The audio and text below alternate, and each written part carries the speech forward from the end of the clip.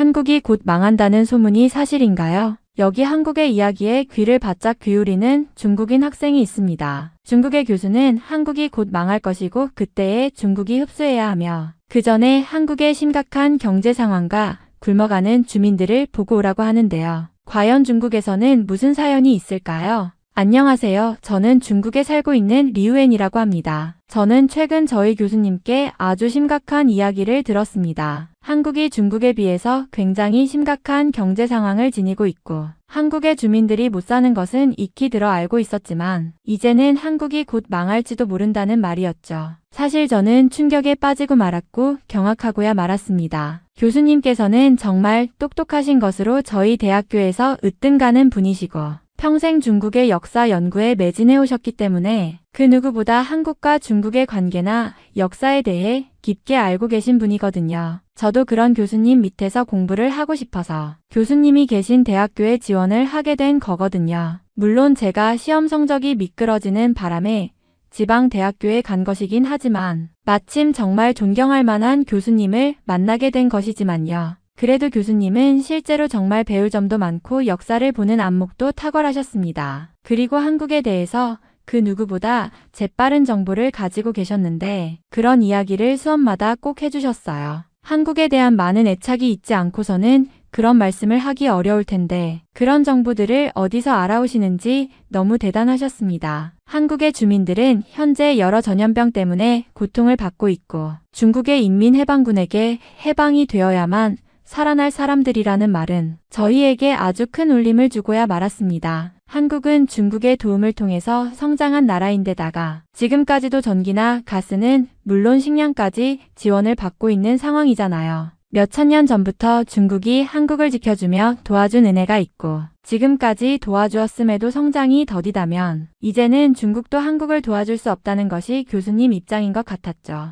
자세히는 모르겠지만 교수님의 말을 인터넷에서 찾아보니 정말 수많은 의견들이 나오고 있더라고요. 한국인은 중국인이 지원해주는 스마트폰을 사용하고 있고 드라마나 케이팝까지 중국의 거대 자본을 통해서 만들어지고 있다고 하더라고요. 한국의 음악이 현재 세계에서 꽤나 인기를 끌고 있는데 세계에 뻗어있는 중국인 화교들이 홍보를 해준 덕분이거든요. 그리고 한글이라는 중국어 발음 기호로 중국을 공부하고 있기 때문에 중국인이 품어준다면 조선족과 함께 중국의 소수민족으로 자리 잡게 될 거라고 했죠. 저는 교수님의 말씀을 듣다 보니 한국에 대한 많은 관심이 생겼습니다. 사실 중국은 해외의 인터넷을 전부 차단해 두었기 때문에 한국에 대한 정보를 한국 사이트에서 직접 찾아볼 수가 없습니다. 한국은 어차피 중국어를 사용하는 나라이니 직접 찾아보고 싶어도 도저히 방법이 없더라고요. 중국이 인터넷을 차단하는 이유는 크게 두 가지인데 첫째는 해외의 부정확한 정보들로 중국인이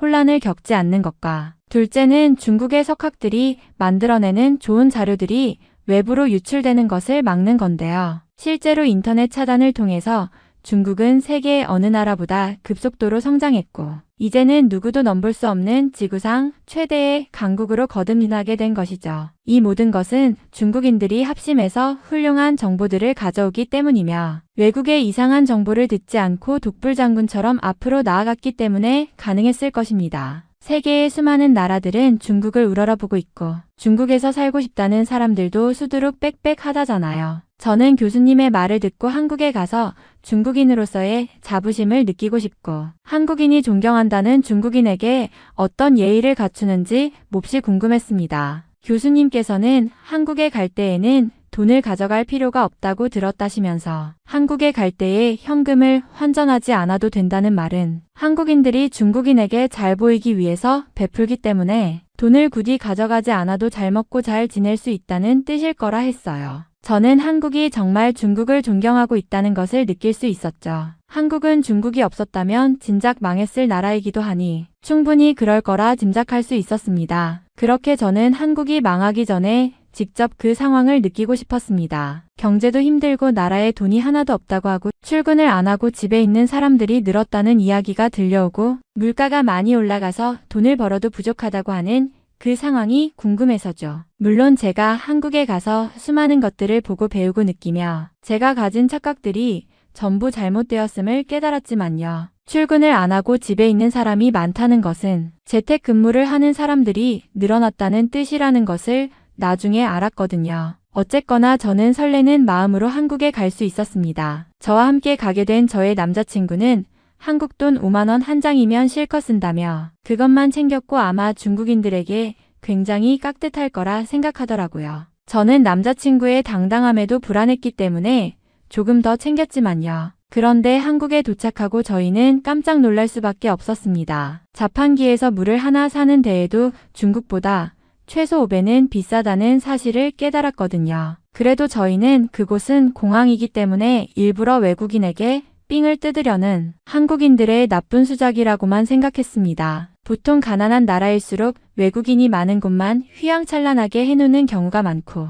그곳에서만 비싼 값을 받곤 하거든요. 공항의 물가는 식당이고 편의점이고 상상 초월 그 자체였고 저희들은 이곳에서 남자친구가 가져온 5만 원을 모두 사용하고야 말았죠. 지하철 또한 공항의 지하철이 조금 더 비싼 것이 분명했고 그곳에서 안내음으로 나오는 정겨운 중국어가 저희를 반겨주더라고요. 역시 한국은 중국어를 사용하는 나라라는 사실을 깨달았습니다. 그런데 저희는 한국에서 한 가지 이상한 점을 발견했는데 저희 교수님이 말씀하신 한국이 곧 망할 거라는 느낌은 하나도 못 받았기 때문이에요. 한국이 망할 나라였으면 사람들이 전부 웃고 다니지도 않을 것이고 전부 비싼 옷이 아닌 허름한 거적 따위를 입어야 했음에도 그들은 중국에서도 볼 수 없는 최고급 명품 가방을 들고 있는 것은 물론이고 옷가지들 또한 최신식의 세련된 모습으로 중무장하고 다녔거든요. 심지어 중국에서는 흔하던 냄새까지 전혀 맡아볼 수가 없었죠. 사람에게는 당연히 냄새가 나는 것이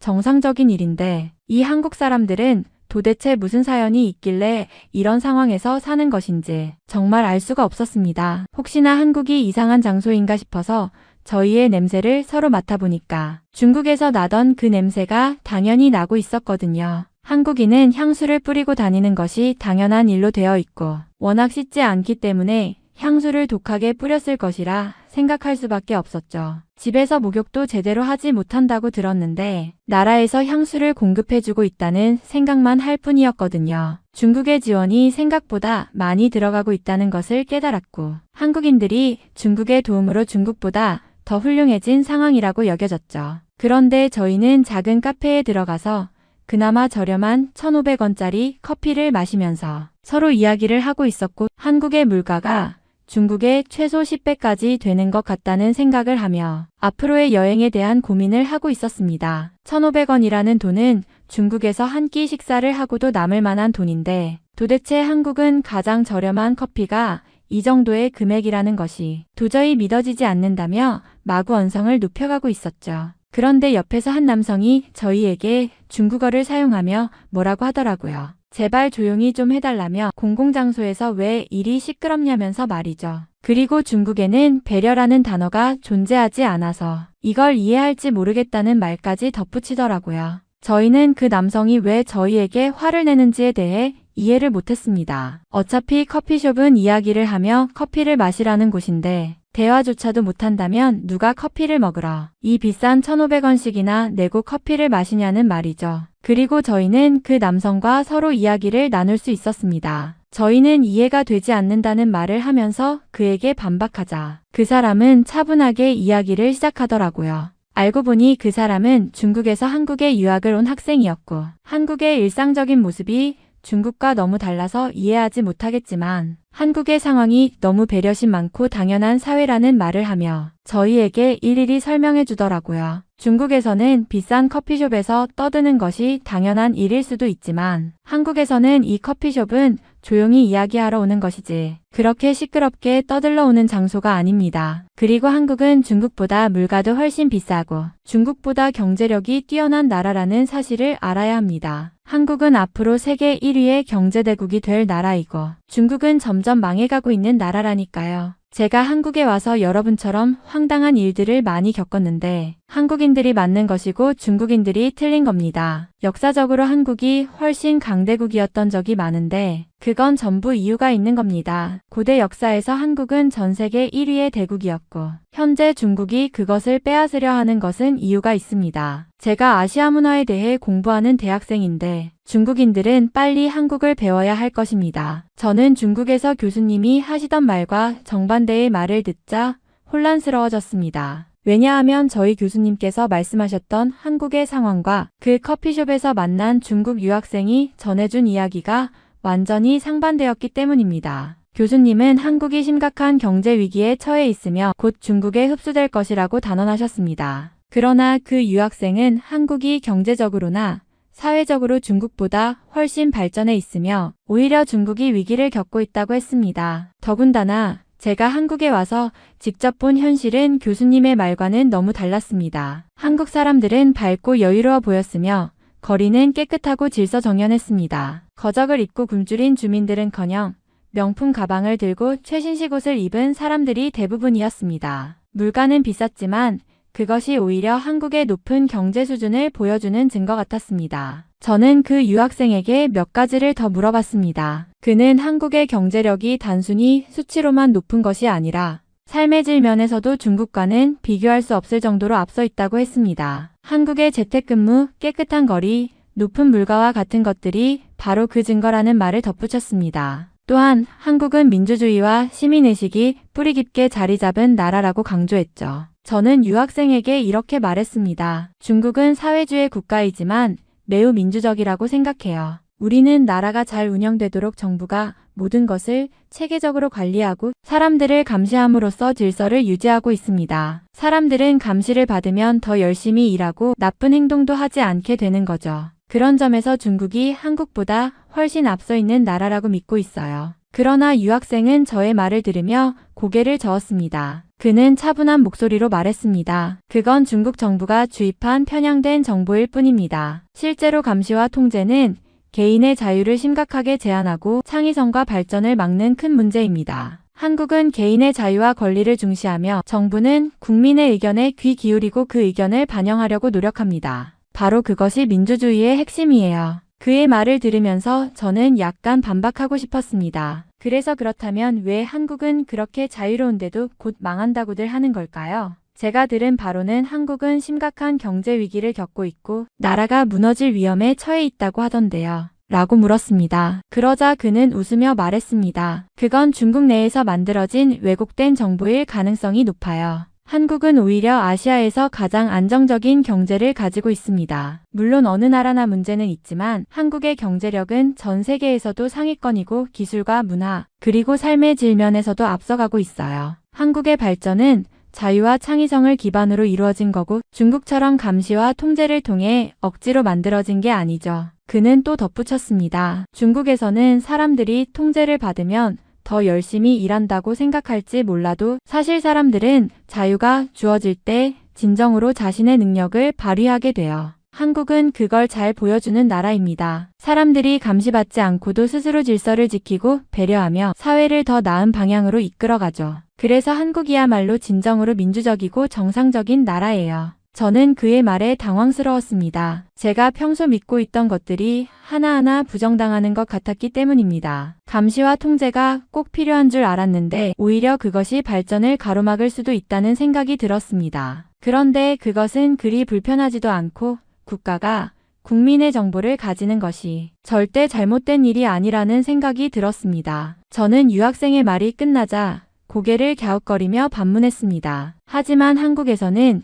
빈부격차가 심각하다고 들었어요. 굶어 죽는 사람이 많고 돈이 없어서 힘들어하는 사람이 넘쳐난다던데요. 반면 중국은 세계 최고의 선진국 아닙니까? 중국은 모든 국민이 국가의 지원을 받고 누구나 적어도 굶주리지 않을 정도의 혜택을 누리고 있어요. 예를 들어 저희는 거주 이전의 자유가 있고 여행을 할 수 있기 때문에 고속철도를 자유롭게 이용할 수 있고 병원비도 저렴하죠. 그리고 대규모 공공주택 프로젝트를 통해 수많은 사람들이 저렴한 비용으로 집을 얻을 수 있게 했어요. 이런 점에서 중국이 한국보다 훨씬 앞서 있다고 생각하는데요. 유학생은 잠시 생각하더니 제 말을 차근차근 반박하기 시작했습니다. 한국에도 빈부격차가 없다고 할 수는 없어요. 하지만 굶어 죽는 사람은 거의 없어요. 오히려 사회복지 시스템이 잘 갖춰져 있어서 기초생활이 어려운 사람들에게 국가가 지원금을 지급하고 의료도 저렴하게 받을 수 있습니다. 한국에서는 국민건강보험 제도가 있어서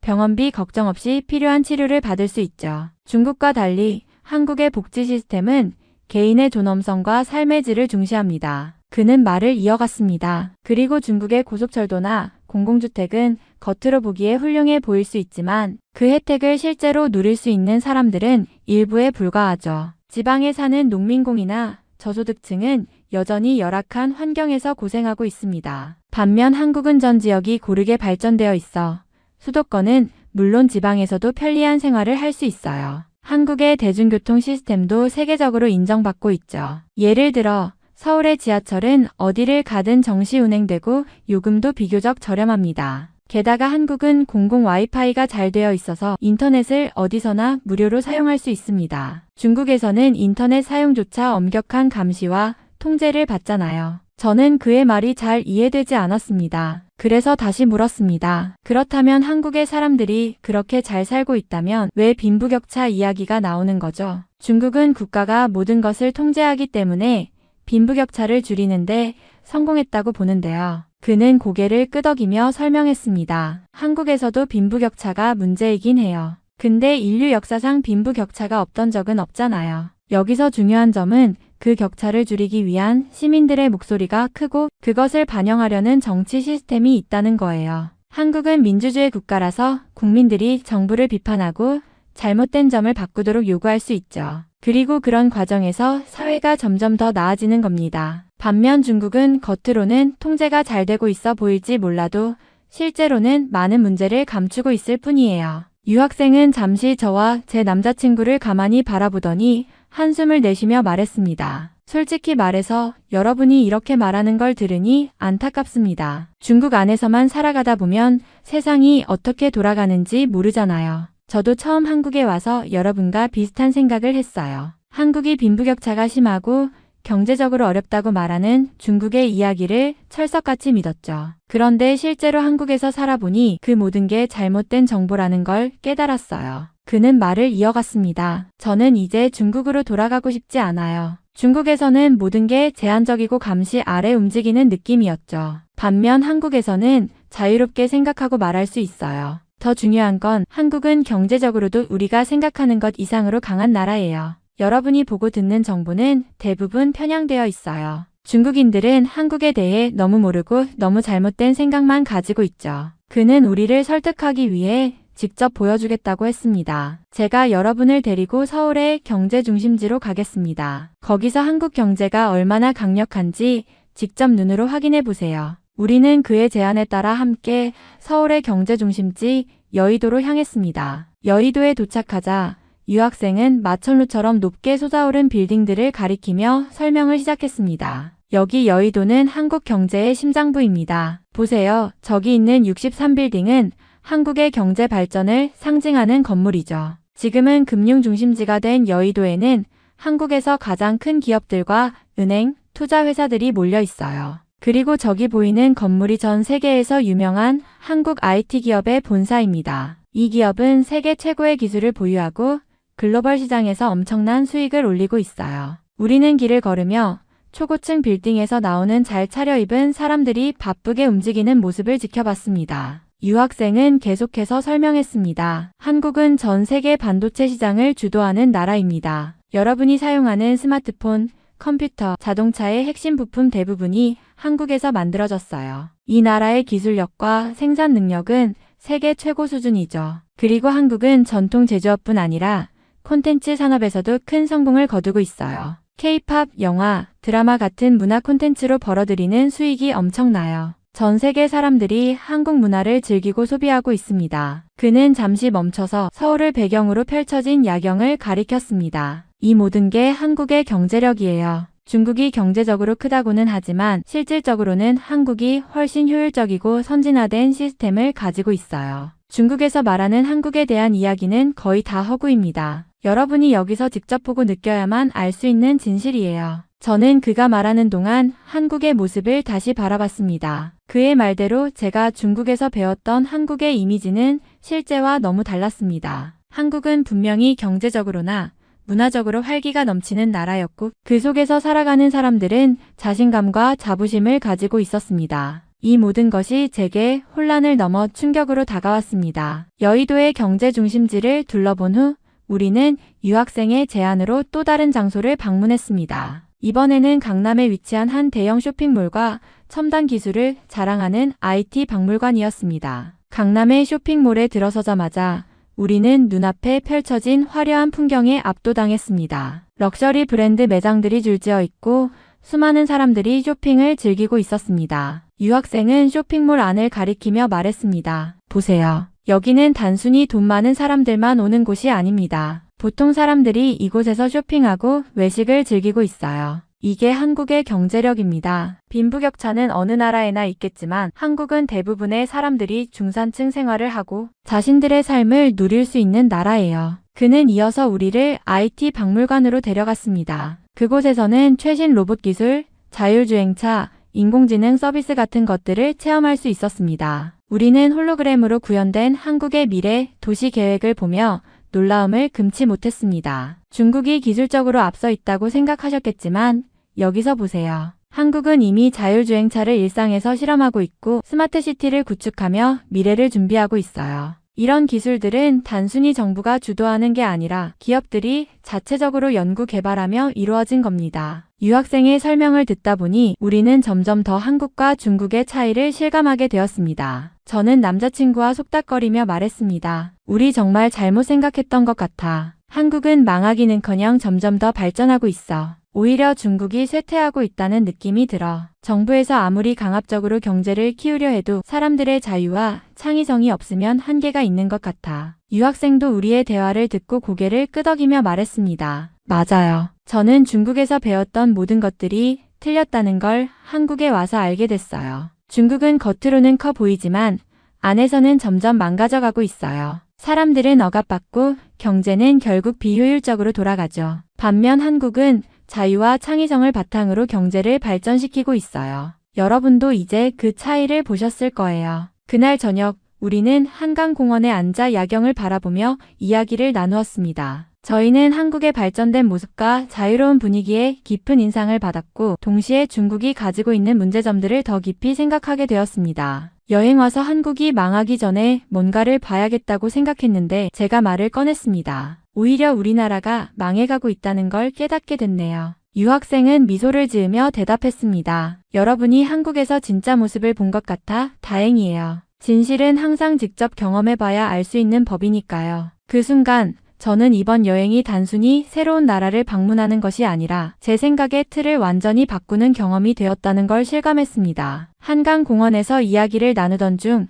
저는 문득 한국에 오기 전 교수님이 했던 말이 떠올랐습니다. 그 교수님은 중국의 저명한 학자로 알려져 있었고 우리에게 한국에 대한 경고를 여러 차례 하셨습니다. 그 이야기를 유학생에게 털어놓았습니다. 사실 한국에 오기 전에 우리 교수님이 이런 얘기를 하셨어요. 교수님은 중국에서도 꽤 유명한 분이신데 한국은 경제가 곧 붕괴할 거라고 사람들이 살기 힘들어서 결국 다 무너질 거라고 하셨죠. 그래서 우리가 여기 온 것도 그런 상황을 직접 보기 위해서였어요. 유학생은 우리의 말을 듣다가 교수님의 이름을 물었습니다. 제가 이름을 말하자 유학생은 피식 웃으며 고개를 저었습니다. 아, 그 사람요? 사이비예요. 해외에서는 아무도 그 사람을 학자로 인정하지 않아요. 그냥 중국 정부의 입맛에 맞는 이야기를 만들어내는 사람이죠. 중국에서는 저명하다고 알려졌을지 몰라도 정작 세계적으로는 그 사람의 연구를 인용하거나 참고하는 학자가 거의 없어요. 저는 깜짝 놀라며 물었습니다. 정말요? 중국에서 그분은 굉장히 존경받는 학자인데요. 해외에서는 사이비라니 그게 어떻게 가능한가요? 유학생은 고개를 끄덕이며 설명했습니다. 중국에서는 학자가 정부의 입장을 대변하면 자연스럽게 권위가 생기고 유명세를 타게 돼요. 하지만 진정한 학문적 업적은 해외에서 검증을 받아야 하는데 그런 분들은 대부분 해외에서는 무시당하거나 심지어 사이비 학자로 불리죠. 연구의 질이 아니라 정치적인 이유로 학자가 된 사람들이 많거든요. 여러분이 말씀하신 교수님도 그런 경우 중 하나예요. 유학생의 말을 듣고 저는 또 한 번 충격을 받았습니다. 우리가 믿고 따랐던 교수님이 학문적인 권위가 아닌 정치적 입장에서 만들어진 명성을 가지고 있었다니요. 남자친구도 고개를 갸우뚱하며 말했습니다. 그렇다면 우리가 배운 것들도 왜곡된 시각이 많았을 가능성이 크겠네요. 한국에 대해 배운 것들 그리고 다른 나라들에 대한 평가도 믿기 어려워졌어요. 유학생은 공감하듯이 고개를 끄덕였습니다. 저도 한국에 오기 전까지는 중국에서 배운 것들이 전부 진실이라고 믿었어요. 하지만 여기 와서 보니 한국은 제가 생각했던 것과 완전히 달랐고 그동안 배웠던 것들이 얼마나 편향적이고 잘못된 정보였는지 깨닫게 되었죠. 중국에서 학자로 불리는 사람들 중 진정한 학문적 가치를 가진 사람은 드물어요. 오히려 해외에서 연구하는 중국 출신 학자들이 더 믿을 만한 경우가 많죠. 그 순간 저는 우리가 그동안 얼마나 좁은 시야로 세상을 바라보고 있었는지 실감했습니다. 유학생과의 대화는 저에게 새로운 시각을 열어주었고 앞으로 어떤 정보든 스스로 검증하고 판단해야겠다는 다짐을 하게 했습니다. 그 유학생은 대화가 끝난 뒤 우리에게 밝은 미소를 지으며 제안을 했습니다. 제가 한국에 와 있는 다른 중국인 친구들을 소개해드릴게요. 그 친구들은 한국에서 유학하거나 일하면서 실제로 이 나라를 경험한 사람들이에요. 그들의 이야기를 들으면 한국의 진짜 상황을 더 잘 알 수 있을 거예요. 다음 날 유학생은 우리를 서울의 한 카페로 데려갔습니다. 현대적이고 깔끔한 분위기의 카페에는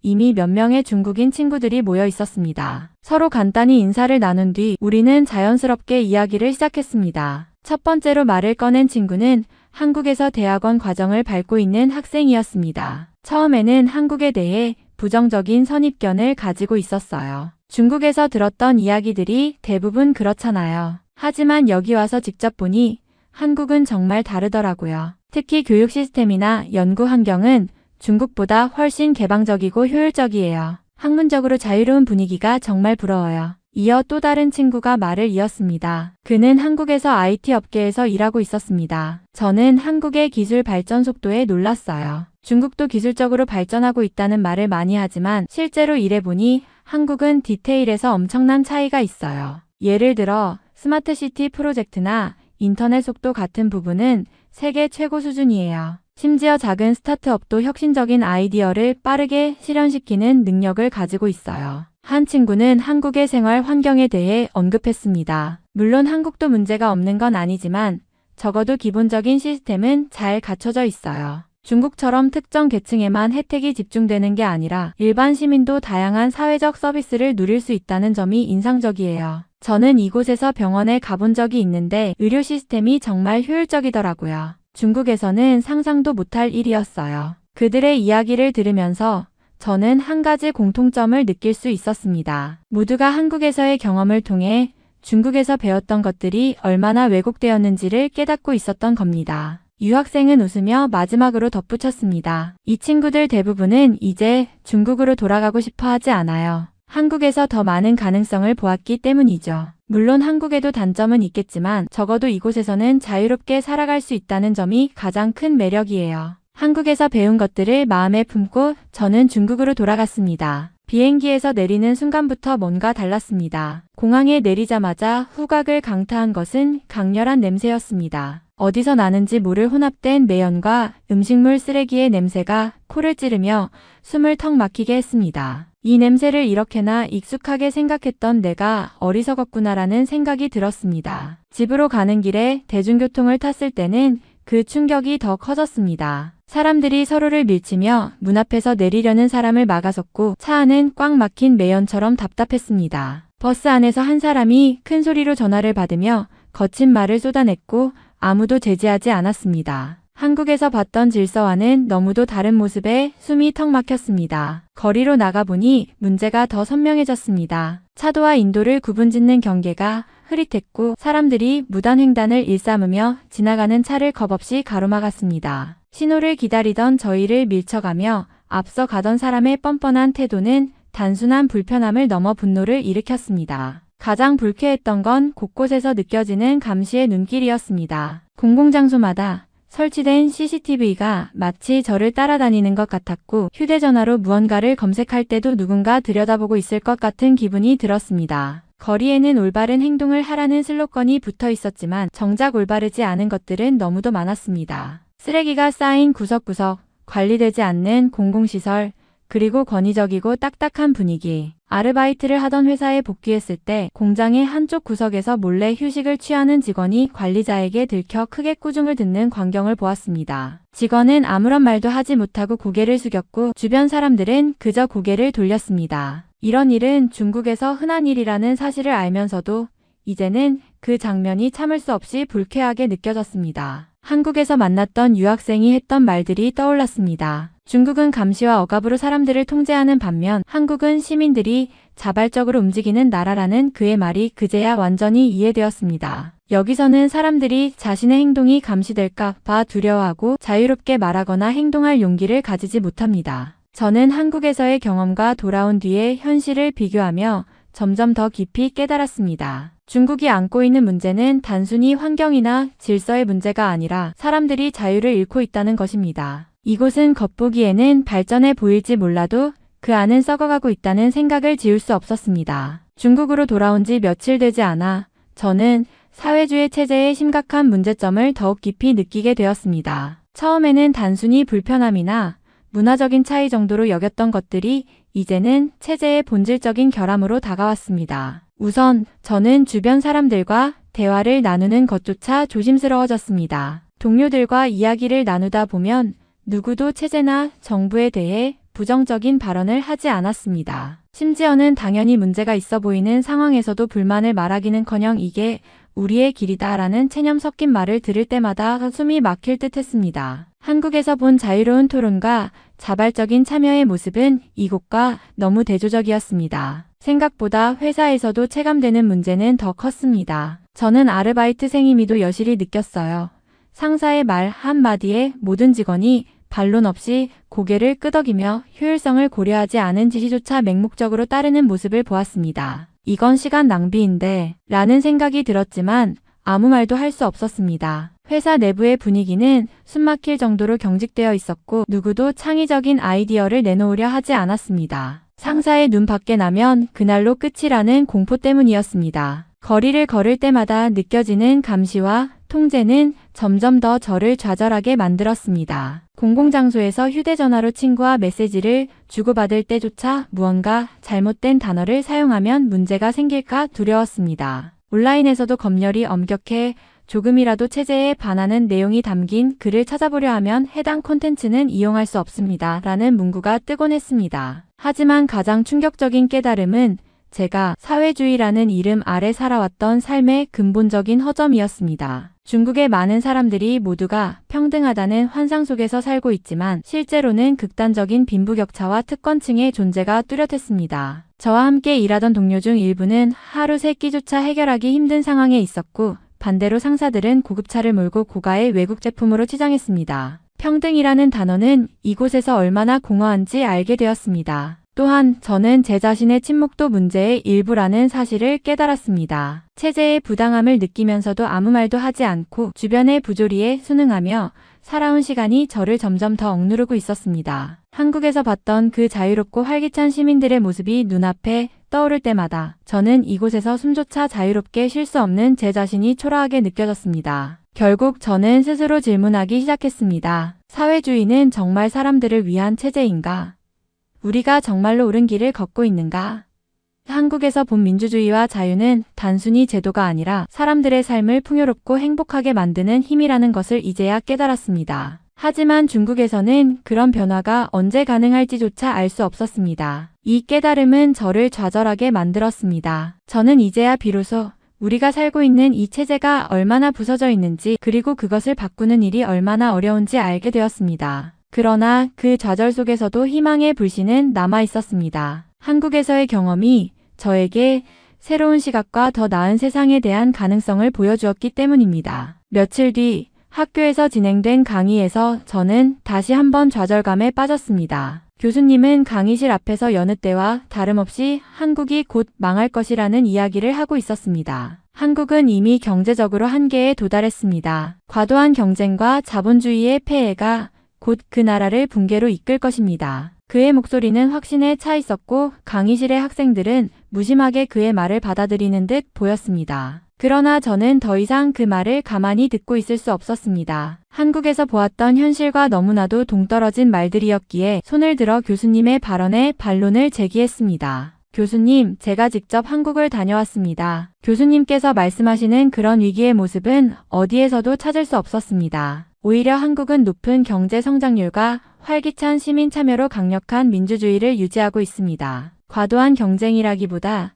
체계적이고 효율적인 사회 구조가 그들의 성공을 뒷받침하고 있다고 생각합니다. 제가 말을 끝내기도 전에 교수님의 얼굴이 굳어졌습니다. 그는 잠시 저를 바라보다가 냉소적인 미소를 지으며 대꾸했습니다. 내가 몇 주를 다녀왔다고 해서 그 나라를 안다고 생각하는 거냐? 내가 본 것은 표면적인 모습일 뿐이다. 깊이 들어가 보면 한국은 이미 내부적으로 썩어 문드러지고 있다. 그렇다면 왜 세계적인 경제 지표들은 한국이 안정적이라고 평가할까요? 그리고 왜 많은 나라가 한국의 시스템을 배우려 할까요? 저는 굴하지 않고 질문을 이어갔습니다. 그 순간 교수님의 표정은 분노로 변했습니다. 그는 제 말을 가로막으며 단호하게 말했습니다. 수업 중에 나와 다른 의견을 주장하려면 근거부터 확실히 가지고 오도록 해라. 여기는 내가 개인적인 감정을 쏟아내는 곳이 아니다. 저는 억울함의 말을 잇지 못했습니다. 분명 제가 말한 것들은 한국에서 보고 느낀 현실이었고 제 경험에서 나온 진실이었습니다. 그러나 교수님은 저의 의견을 받아들이려 하지 않았습니다. 결국 그는 저를 가리키며 말했습니다. 수업에서 방해가 되는 학생은 필요 없다. 나가라. 강의실은 순식간에 정적에 휩싸였습니다. 주변의 학생들은 모두 저를 쳐다보고 있었지만 아무도 나서서 저를 변호하거나 교수님의 발언에 이의를 제기하지 않았습니다. 저는 속으로는 분노와 억울함이 치밀었지만 더 이상 그 자리에서 버틸 수 없다는 걸 깨달았습니다. 가방을 챙겨 일어나 강의실 문을 나서며 저는 스스로 다짐했습니다. 이곳에서 진실을 외치는 것은 어렵지만 나는 침묵하지 않을 것이다. 내가 본 것과 느낀 것을 증명해 보이겠다. 문을 닫으며 들려오는 교수님의 냉랭한 목소리가 여전히 귀에 맴돌았지만 그 순간만큼은 제 결심을 꺾을 수 없었습니다. 그날 이후로 저는 학교에서 점점 더 고립된 느낌을 받았습니다. 교수님과의 충돌 이후 제게는 그 누구도 손을 내밀지 않았습니다. 반 친구들도 마찬가지였고 교수님의 입김이 강한 이곳에서 제 의견은 점점 설 자리를 잃어갔습니다. 강의실에 들어서면 모두가 고개를 숙이고 제게는 그저 불편한 시선만이 쏟아졌습니다. 제 생각에 반박하지 않는 것이 교수님에게 잘 보이는 유일한 방법인 것처럼 보였죠.